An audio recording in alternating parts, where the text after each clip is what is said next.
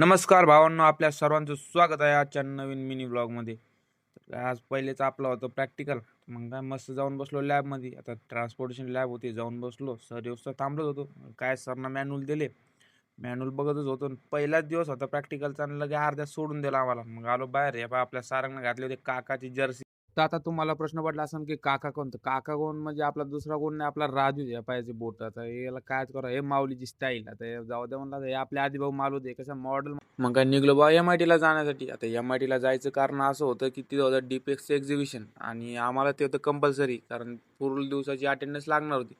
मग काय निघलो आम्ही रस्त्याने आणि हे पाय आता यायला टाकल्या रॉंग साईडनं गाड्या.